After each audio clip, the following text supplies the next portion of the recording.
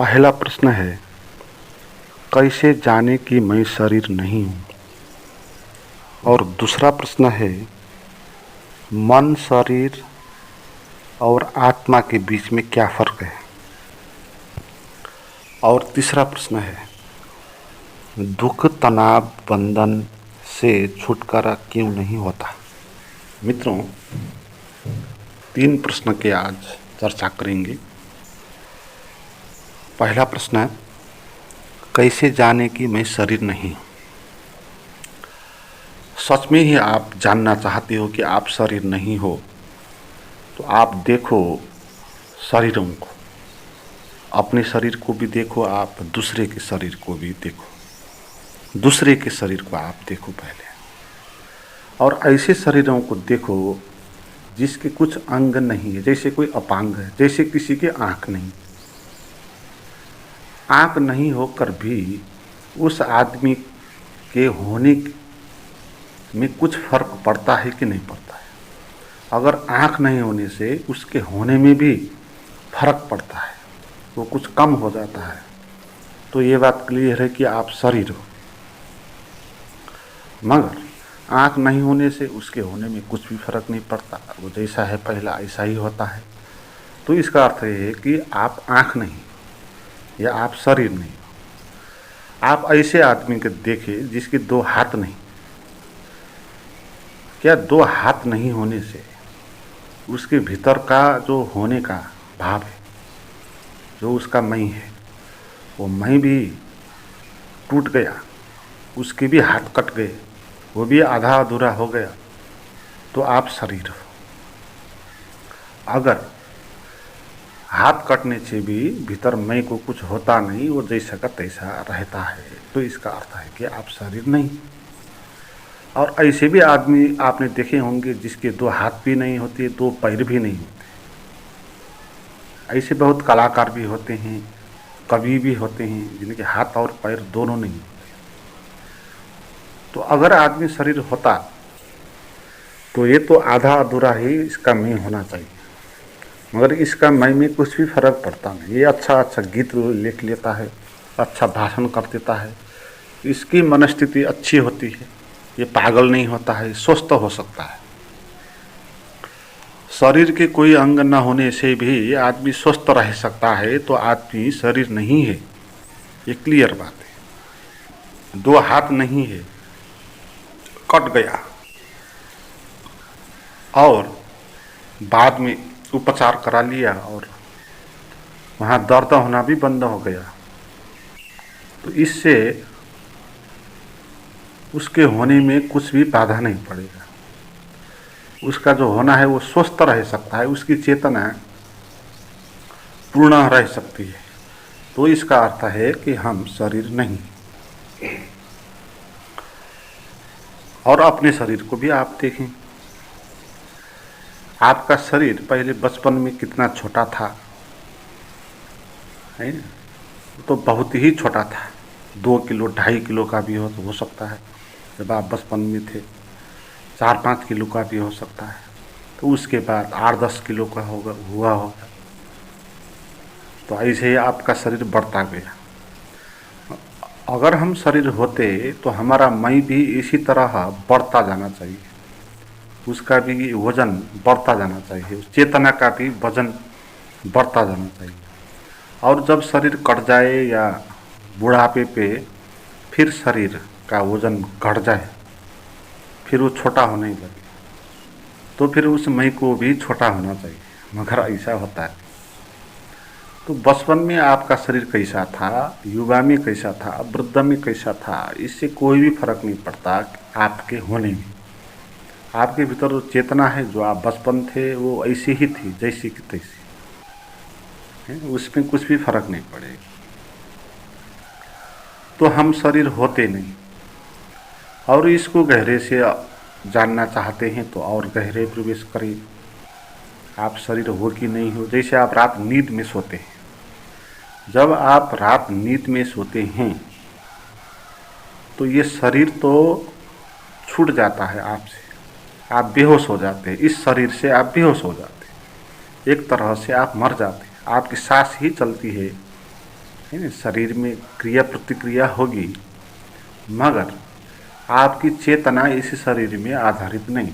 आप इस शरीर से सुन नहीं सकेंगे नींद में बाहर क्या आवाज़ आ रहा है, आप बाहर क्या है उस दृश्य को देख नहीं पाएंगे, स्पर्श का भी अनुभव आपको नहीं होगा।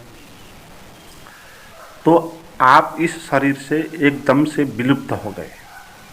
इस शरीर में आपका कोई भी संबंध नहीं रहा।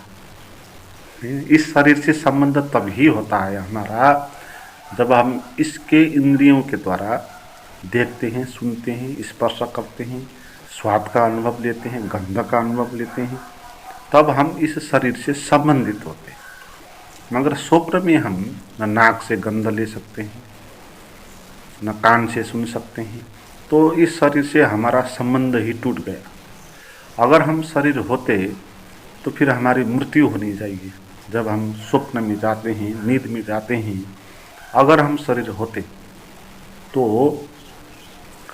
आदमी मर जाता है, मर जाना चाहिए, मगर ऐसा होता नहीं, फिर वो दोबारा इसी शरीर में लौट आता है।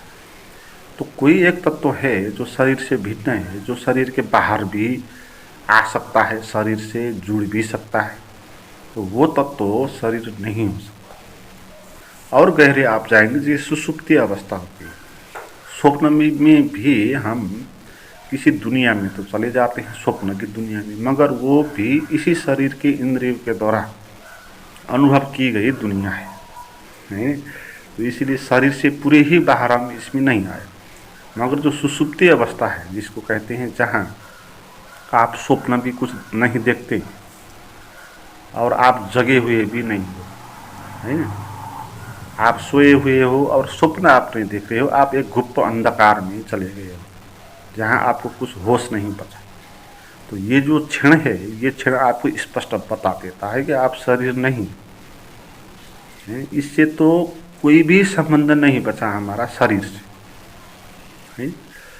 स्वप्न में इस भौतिक शरीर से संबंधित नहीं होता था, मगर मानसिक शरीर से हमारा संबंध होता था। तो मानसिक दुनिया का अनुभव हमको होता था, मगर इस सुषुप्ति अवस्था में मानसिक दुनिया का भी अनुभव नहीं होता।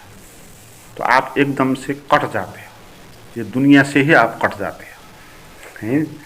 शरीर से भी कट जाते हो, स्वप्न से भी कट जाते हो। तो बिल्कुल आप एक अंधकार हो जाते हो जिसका कोई भी संबंध इस शरीर से नहीं। तो ये स्पष्ट बात हो गई कि आप शरीर नहीं हो। मगर अगर आप शरीर होते तो इस क्षण में भी आपकी मौत होनी चाहिए, क्योंकि इस वक्त तो शरीर का अनुभव ही नहीं हो रहा। आप बेहोश हो जाते हैं। जब आप बेहोश हो जाते हैं, अगर आप शरीर ही होते तो आप मर जाते, क्योंकि बेहोशी में शरीर से हमारा संबंध पूरे ही कट जाता है। तो पूरे ही कटने के कारण हमको पता नहीं चलता कि शरीर में क्या हो रहा है। ना हम देख सकते, ना हम सुन सकते, ना हम विचार कर सकते, न किसी को पहचान सकते। ऐसे बहुत सारे लोग होते हैं जो कोमा में चले जाते हैं। मेरा एक मित्र है जो बाइक एक्सीडेंट में पड़ गए और 1 साल हो गए उनको, वो कोमा में ही है। उनको कुछ भी पता नहीं, वो चलते हैं, देखते भी हैं, मगर वो सब भूल गए। फिर से ABCD क ख सीख रहे हैं। तो इस अवस्था में फिर हम लौट आ जाते हैं। तो इसका अर्थ है कि शरीर हम होते नहीं, शरीर से बाहर जाकर भी हम हो सकते हैं। तो ये बात यहाँ क्लियर हो जाती है। और भी आप इस रहस्य में प्रवेश करना चाहेंगे तो मृत्यु के बाद भी मनुष्य का किसी दूसरे के शरीर में कोई भूत प्रेत प्रवेश कर जाता है। आपने देखे होंगे ऐसे बहुत घटनाएं होती हैं। सभी घटनाएं अंधविश्वास नहीं होती। कहीं कहीं बार ऐसा होता है कि किसी के शरीर में किसी का मन घुस जाता है, जिसका शरीर अब बचा नहीं और जो मन भटक रहा है आत्मा के साथ। तो मन और आत्मा का जो स्वरूप है वो आउट ऑफ बॉडी जो एग्जिस्टेंस है उसका, वो किसी दूसरे के शरीर में प्रवेश करता है। तो इसमें हम और ज़्यादा चर्चा नहीं करेंगे, मगर ये बात समझाने के लिए है कि हम शरीर वास्तव में ही नहीं है, ये स्पष्ट बात है, नहीं? अब आप जानो या मत जानो, ये आपकी बात है। अब इसमें भूल ये है कि हमने ये जानना भूल गए, हम शरीर नहीं है, हमने ये जान नहीं पाया, या शरीर के साथ ही चिपकने के कारण, मैं अहंकार के कारण हमको ये लगता है कि हम शरीर ही हैं और कुछ नहीं। ये हमारा लगना है, रियलिटी के नहीं। रियलिटी ये है कि हम शरीर नहीं है, शरीर से हम अलग हैं। तो अब इस बात को जानना है, आपको प्रयोग करना है, परीक्षण करना है। आप अपने भीतर घुस के निर्विचार और शांत और ध्यान में आपको प्रवेश करना है। तो वहाँ जब आप जाएंगे तभी आपको पता चलेगा, आप शरीर से असंबंधित होकर, शरीर का स्पर्श आपको नहीं होकर भी आप रह सकते हो। तो एक बार भी अगर आपने जान लिया कि आप शरीर नहीं हो, तो फिर आपका जीवन बदल जाएगा, फिर आपकी कभी मृत्यु नहीं होगी, है ना। आपकी हमारी जो ज़िंदगी है, इस ज़िंदगी में एक बात है कि हमारी मृत्यु होगी, है ना। तो एक दिन हम मरेंगे, तो इस सत्य को मानकर हम जीते हैं, इसलिए हमारा जीवन बंधन है ना। और हम इस बात को जानकर अब जिएंगे कि हमारी मृत्यु होती ही नहीं, शरीर की मृत्यु होती है, हमारी मृत्यु होती नहीं। तो इस बात को जानकर आप जिएंगे तो आपका दूसरा ही जीवन प्रारंभ होगा। तो आप दूसरा प्रश्न में जाएंगे। पूछा है, मन, शरीर, आत्मा में क्या फर्क है? मन शरीर और आत्मा के बीच में ये व्याख्या करने वाला व्यवस्था है। मन वास्तव में नहीं है ना। मन का अर्थ है तर्क की व्यवस्था, विचार करने की व्यवस्था, उसको मन कहते हैं। और विचार वास्तव में कुछ चीज़ नहीं होता है। आप देखिए, आपके मन में जो विचार चलते हैं वो कुछ चीज़ नहीं होता, वो एक शब्द होता है और उसकी एक छवि होती है। विचार के द्वारा एक काल्पनिक छवि बन जाती है, होता नहीं कुछ वहाँ, मगर कल्पनाओं के कारण आपको लगता है कि वास्तविक है। जैसे हम रात में स्वप्न देखते हैं, तो स्वप्न वहाँ रियलिटी में है नहीं, मगर आपको दिखाई पड़ता है, तो विचार के कारण। तो विचार सत्य जैसा हमको लग सकता है, क्योंकि विचार के पास वो क्षमता है, वो छवि निर्माण कर सकता है, स्मृति निर्माण कर सकता है, उसके द्वारा आपको लग सकता है कि सत्य है। ऐसे ही हमारे शरीर में, हमारे ब्रेन, हमारे शरीर, हमारे इंद्रियां, तो इनके अनुभवों के द्वारा जो हमने व्याख्या किया है, जो विचार के कारण हमने चीज़ों को ग्रहण किया, तो उस सब का जोड़ है मन। तो मन वास्तविक कुछ चीज़ है नहीं, पहली बात ये जाने। और शरीर क्या है? शरीर भौतिक चीज़ है। जैसे हर कोई एक भौतिक चीज़ होती है, ऐसे ही शरीर भी एक भौतिक चीज़ है। और इसमें जीवन नहीं होता। शरीर एक निर्जीव है। शरीर एक निर्जीव है। निर्जीव का अर्थ होता है कि उसके भीतर कॉन्शियसनेस नहीं है, उसके भीतर चेतना नहीं है, उसको कुछ पता नहीं है, या वो जो होने के लिए बना है वो होने के लिए बाध्य है। जैसे एक पत्थर है, उसके भीतर कोई जीव नहीं, उसको काटो, मारो, आप गाली करो, न उसको पाप का पता है, न धर्म का पता है, न दुख का अनुभव है। इसी तरह शरीर भी एक पदार्थ है। अब ये पदार्थ कैसे बना, इसके पीछे बहुत बड़ा साइंस होगा, इसमें हम अभी जाएंगे नहीं, खर्च ज़्यादा होगा, टाइम ज़्यादा लगेगा। मगर आधारभूत बात यह है कि ये शरीर का जो स्ट्रक्चर है, इसमें जैसे शास्त्रों में कहा पंचभौतिक चीज से ये निर्माण हुआ है। पृथ्वी, जल, अग्नि, वायु, तेज, आकाश, ये चीज़ों से ये पैदा हुआ है। मिट्टी से पैदा हुआ, अन्न से पैदा हुआ, जल है, इसके अंदर ऑक्सीजन है, हाइड्रोजन है, कार्बन है, बहुत सारे गैस है, बहुत सारे सेल्स हैं, हड्डियां है, ब्लड हैं। अब ये सब चीज़ बन के ये निर्माण हुआ है। जैसे एक मशीन में कोई एक प्रोडक्ट पैदा हो जाता है, ऐसे ही प्रकृति में ये प्रोडक्ट पैदा हुआ है। और ये एक रोबोट जैसा है, ऑटोमेटेड एक यंत्र है। इसके भीतर विचार करने की क्षमता है। तो इस विचार करने की क्षमता के कारण ये शरीर चलता है, सोच करता है, विचार करता है, मगर इसके अंदर आत्मा होता नहीं है। ये पहली बात। शरीर एक भौतिक चीज़ है, मगर इसमें आत्मा क्या है ये जानना है। इसमें आत्मा ये है कि शरीर जिस आधार पर तैयार हुआ है, बना है, उस आधार को कहते हैं वो आत्मा है। शरीर पैदा तो हुआ है, मगर वो कहाँ पैदा हुआ, उसके लिए आधार आवश्यक होना चाहिए ना। कोई भी चीज़ अगर पृथ्वी में, विश्व में, ब्रह्मांड में अगर होती है तो उसको होने के लिए आधार आवश्यक होता है। ऐसे ही कोई चीज़ हो नहीं सकती। जैसे पृथ्वी है, कहाँ है पृथ्वी?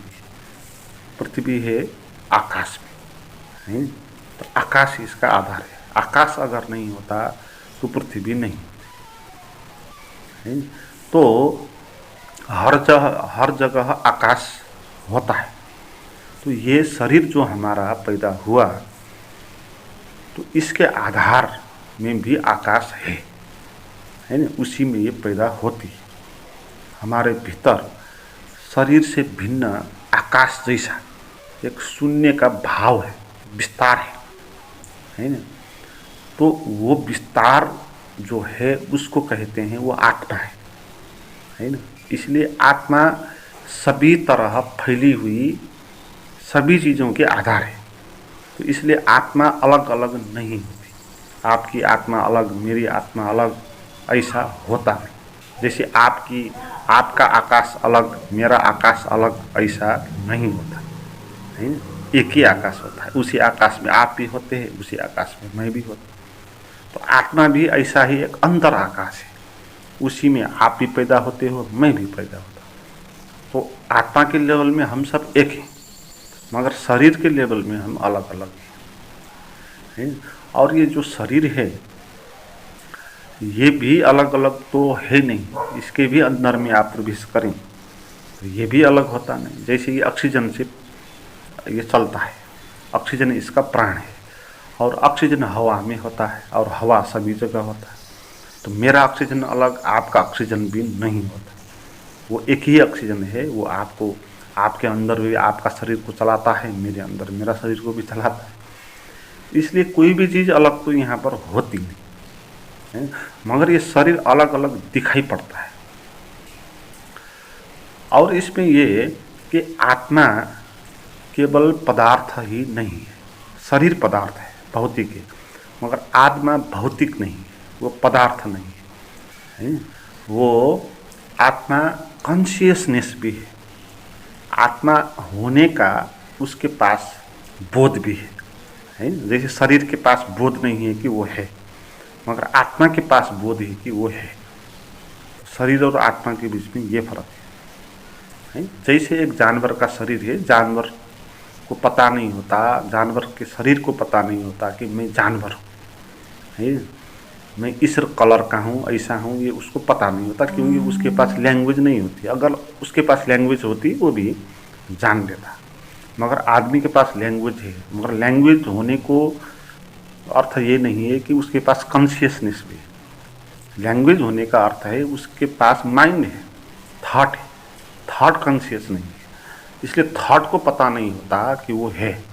थॉट किसी चीज़ के बारे में थिंकिंग कर सकती है, मगर थॉट किसी चीज़ के बारे में थिंकिंग करने से वो कॉन्शियसनेस नहीं हो जाती है। एक यंत्र भी थिंकिंग कर सकता है ना। अब तो हम सबको ये बात क्लियर हो गई कि कंप्यूटर ही थिंकिंग कर लेता है, हमको थिंकिंग करने की आवश्यकता ही नहीं। तो अगर जैसे भौतिकवादी लोग या नास्तिक लोग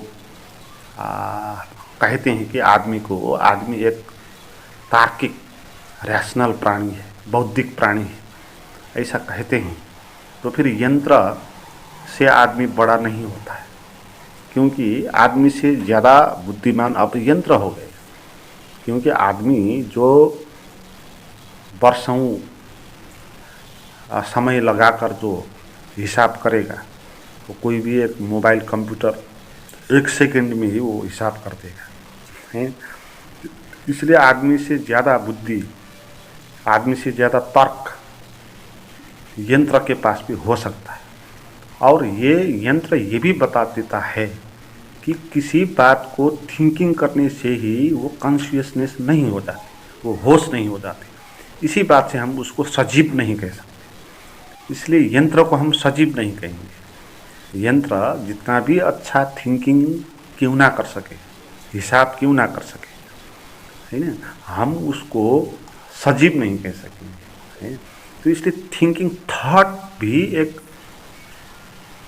फिजिकल पैटर्न है, एटम है। आज नहीं कल ये बात स्पष्ट हो जाएगी और ऐसे यंत्र भी पैदा हो जाएंगे, वो थॉट को पकड़ लेंगे एक वस्तु की तरह है। आ ही गए ऐसे, थॉट को, थिंकिंग को भी पकड़ लेते, अभी वर्ड को तो पकड़ ही लेते हैं, है ना। जैसे मैं आपको बोल रहा हूँ, वो साउंड मेरे से प्रकट हो रहा है, इस साउंड को ये मशीन पकड़ रहा है और पकड़ के ये आपको सुना रहा है। तो ये साउंड क्या हो गया, एक फिजिकल हो गया, भौतिक हो गया, है ना। तो ऐसे ही थिंकिंग थॉट भी भौतिक चीज़ ही है ना। अभी आदमी ने विज्ञान का इतना आविष्कार नहीं किया कि आपके मन में क्या विचार चल रहा है उसको पकड़ ले।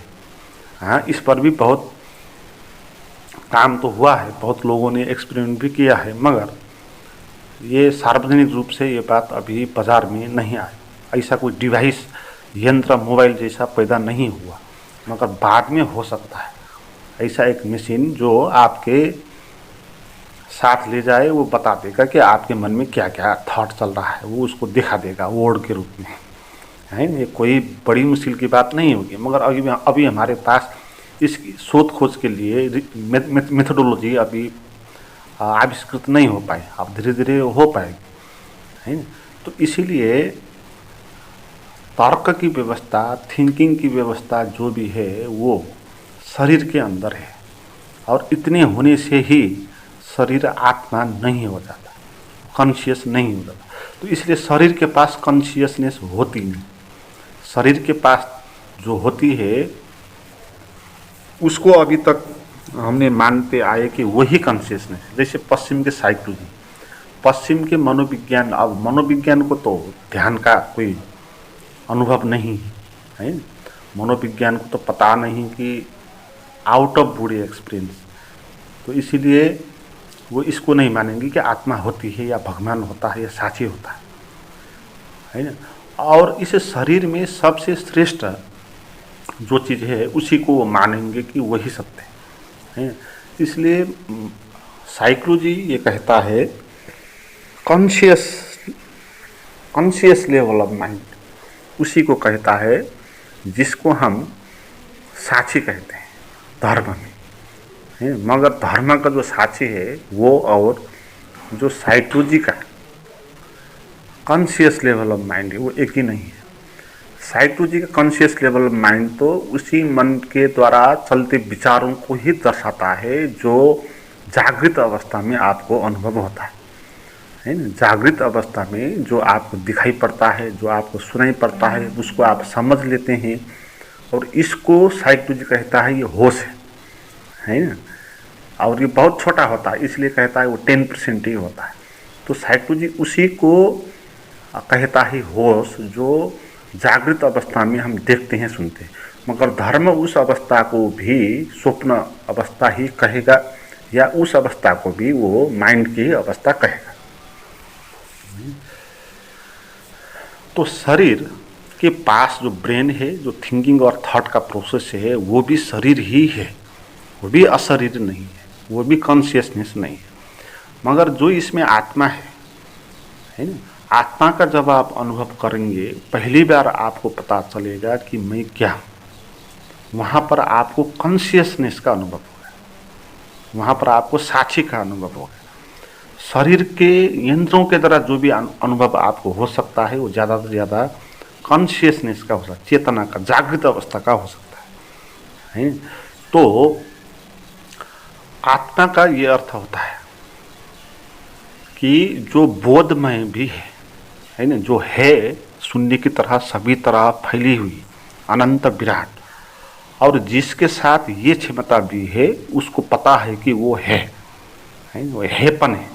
शरीर के पास, माइंड के पास हैपन नहीं है, अपने होने का वो अनुभव नहीं कर सकता। जैसा एक यंत्र होता है, वो दूसरे के बारे में जानता है, बता देता है कि ये चीज़ ये है, मगर वो खुद अपने बारे में बता नहीं सकता है कि वो क्या है।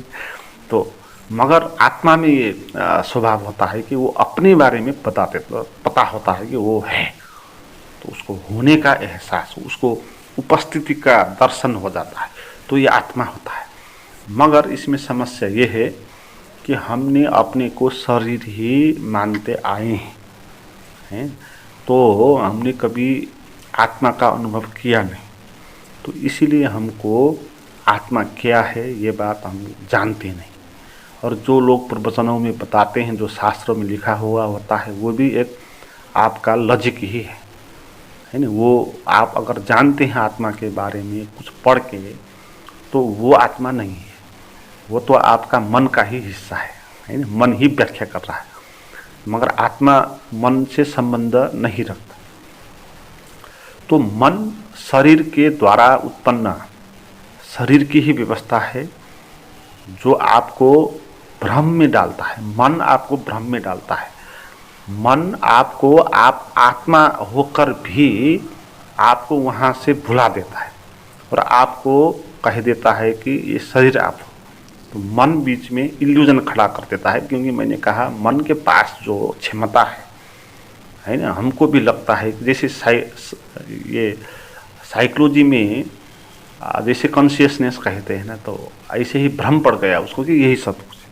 तो हमको भी लग गया कि शरीर से के आँख से जो दिखाई देता है वही सत्य है, शरीर के कान से जो सुनाई देता है वही सत्य है, शरीर के त्वचा से जो अनुभव होता है वही सत्य है। तो हमको ये चीज़ ही सत्य लगने लगा और हम स्वप्न में भूल गए। जैसे कोई स्वप्न देख रहा है, उसको लगने लगा कि स्वप्न ही सत्य है, तो स्वप्न वो देखता रहेगा है। मगर शरीर में व्यवस्था है कि आपको जगना होगा है। मगर अगर ऐसी व्यवस्था होती कि आपको जगना आवश्यक नहीं है, जितने देर आप सो सकते हैं सो सकते हैं, आपको भूख प्यास नहीं लगती। अगर आपको जगना तो इसीलिए पड़ता कि आपको भूख प्यास लगती, आपका मल मूत्र विसर्जन करना पड़ता, तो आप स्वप्न में ही तो ये सब कर नहीं सकते, तो इसलिए आपको स्वप्न से जगना पड़ता। मगर अगर आपको मल मूत्र जाना आवश्यक नहीं और प्यास आपको पैदा नहीं होगी, भूख में पैदा नहीं होगी, तो आप के पास ये सुविधा हो कि आप स्वप्न देख सकते हैं, तो ये बात बड़ी मुश्किल हो जाती कि कभी आप जगेंगे भी हैं। क्योंकि जो रात में आप स्वप्न देखेंगे उसी को आप सच मानते जाएंगे, और उसी को सच मानते जाएंगे तो जगने की आपकी आवश्यकता होगी ही नहीं। तो ऐसे ही हम इस शरीर को ही सत्य मान के आए हैं, तो इसलिए जगने की आवश्यकता कभी पड़ी नहीं। मगर आप जगने की अभ्यास कुछ करके आप अनुभव कर सकते हो कि आप आत्मा हो और शरीर आप नहीं हो। और इसमें तीसरा प्रश्न है, यह अंतिम प्रश्न है, दुख तनाव बंधन से छुटकारा क्यों नहीं होता? दुख तनाव बंधन से इसलिए छुटकारा नहीं होता कि आप इससे छुटकारा चाहते हो। इस बात को आप समझ लो, क्योंकि हम समझते नहीं बातों को, ऐसे लग जाते हैं छुटकारा के लिए कुछ कृत्य करते थे, मगर कृत्य से कभी होता नहीं, फिर भी समझने के लिए हम कभी तैयार होते नहीं। जैसे कोई कहता है कि बालुआ से, रेत से तेल क्यों नहीं निकलता, और वो लगा है रेत से तेल निकालने के लिए, और वो प्रयास करता रहता है। मगर फिर भी इस बात को जानने के लिए वो राजी नहीं होता कि क्यों रेत से तेल नहीं निकलता। तो इसका मूल कारण अगर जानना है ना, क्योंकि रेत से तेल निकल ही नहीं सकता। तो इसीलिए रेत से तेल निकालने के लिए जो भी प्रयास आप करते हैं वो सब व्यर्थ होंगे। इस झंझट में आपको पड़ना नहीं चाहिए। तो इसमें भी बात यही है कि दुख तनाव बंधन से छुटकारा हो ही नहीं सकता। क्यों नहीं हो सकता? क्योंकि जब तक आप शरीर मानते हो अपने को, जब तक आप मैं मानते हो अपने को, तब तक दुख तनाव बंधन होता रहेगा, ये कभी छूटेगा नहीं। और जो इसमें दुख बंधन और तनाव से छुटकारा पाना चाहता है वो कौन होगा? वो भी यही मैं होगा। जिस मैं के होने के कारण ही दुख तनाव बंधन होता है, वही मैं इससे छुटकारा पाने के लिए प्रयास कर रहा है। तो बात वही हो गई ना कि कोई रेत से तेल निकालने का प्रयास कर रहा है। तो ये बात समझना है कि दुख तनाव बंधन इसलिए है कि आपके पास मैं है, आपके पास अहंकार है। तो वो जब तक होगा तब तक तो ये होगा ही। और इसको हटाने का प्रयास आप करेंगे तो कौन करेगा? वही मैं करेगा ना। और वो मैं और दुख तनाव बंधन एक ही बात है, दो बात नहीं है। दुख तनाव बंधन और मैं एक ही बात है। मैं का होना ही दुख तनाव बंधन का होना है। इसलिए दुख ही दुख को छुटकारा पाना चाहता है, तनाव ही तनाव से छुटकारा पाना चाहता है, बंधन ही बंधन से छुटकारा पाना चाहता है। तो ये संभव होगा नहीं, क्योंकि दुख ही दुख को कैसे छुटकारा पाएगा? छुटकारा पाएगा तो दूसरा दुख तो वो हो ही जाएगा। दो दुख हो गए, एक दुख को हटाने के बाद भी दूसरा दुख तो बच ही जाएगा, क्योंकि दुख ही दुख को हटा रहा है ना। अगर वो हटा तो सकेगा नहीं, मगर यदि हटा भी सकेगा तो भी उसका दुख खत्म नहीं होगा, क्योंकि हटाने वाला तो दुख ही था ना, है। इसलिए इस हटाने की झंझट में आपको पड़ना नहीं, ये संभव ही नहीं। आपको तो अपना मैं को मिटाना है। तो उस यात्रा में आपको आगे बढ़ता जाना है। जितना आप अपने मैं को मिटाएंगे पाएंगे, उतना दुख तनाव बंधन से आप छुटकारा होने लगे। आपको छुटकारा करना नहीं पड़ा, नहीं, अपने आप ही दुख तनाव बंधन खत्म हो जाएंगे। मैं खत्म हो जाएगा तो कुछ अलग सा कृत्य आपको करना नहीं पड़ेगा। और जितना आप मैं को मिटाएंगे उतना आपको बंधन का अनुभव कम हो। किसी को भी दुख तनाव बंधन को हटाने का प्रयास करना नहीं चाहिए। और ये चीज़ होने से कुछ अपने को हीनता बोध से भरना भी नहीं चाहिए, क्योंकि दुख तनाव बंधन तो अहंकार के छाया है। तो अहंकार है ना मूल, और अहंकार है, इससे हम अलग हो नहीं सकते। कोई भी आदमी अगर पैदा होता है तो उसके साथ अहंकार होगा ही, ये जन्म सिद्ध है। तो इसीलिए दुख तनाव बंधन हो जाता है तो ऐसा प्रश्न नहीं पूछना चाहिए कि क्यों होता है, नहीं होना चाहिए, ऐसा पूछना नहीं चाहिए, क्योंकि अहंकार होने के कारण ये चीज़ें होंगी। और अहंकार एक बाध्यता है। और दुख तनाव बंधन आपसे छूट नहीं रहे हैं तो कोई दिक्कत की बात नहीं है, है ना। आप इसको छोड़ दें, इस बात को, इसको छुटकारा होने की बात भी आप छोड़ दें। आप ध्यान करने में लग जाए, आप ऐसा कृत्य करने में लग जाए जहाँ आपका अहंकार खत्म हो जाए। आपके भीतर कुछ मैं जैसा बचेगा नहीं तो किसको दुख तनाव बंधन होगा, है ना। और अगर दुख तनाव बंधन नहीं होगा और आपके भीतर अहंकार होगा, मैं होगा, तो भी वो छुटकारा नहीं होगा। तो जल्दबाजी करने की बात नहीं है। धीरे धीरे अहंकार को समझना है। अहंकार क्या है, कैसा पैदा हुआ है, कैसे मिटता है, इसके बारे में आप चिंतन मनन करें, प्रवचन सुने, ध्यान करते रहें। धीरे धीरे आपके भीतर समझ पैदा होगी, आपके भीतर निरअहंकार का भाव पैदा होगा। तो धीरे धीरे दुख तनाव बंधन सब अपने आप ही छूटते जाएंगे। इसके लिए आपको कुछ और करना पड़ेगा नहीं। और अहंकार कैसे छूटेगा ये जानना चाहिए कि आपको, जैसे हमने पहले और दूसरे प्रश्न में बताया कि हम शरीर नहीं होते, मैं जैसा कुछ होता नहीं है, मैं एक मान्यता होती है। तो ये बात समझ लो। और शांत होकर अमनी दशा में आप बैठ जाओ, तो पाओगे कि आप कुछ भी नहीं हो, आप एक खुला आकाश हो और बोधमय भी हो, होश भी आपके पास होगा। तो फिर आपका भीतर अलग सा कुछ मैं बचेगा नहीं, है ना, अलग सा कोई मैं बचेगा नहीं। तो किसको होगा दुख, किसको होगा तनाव, तो ये चीज़ें भी नहीं होगी।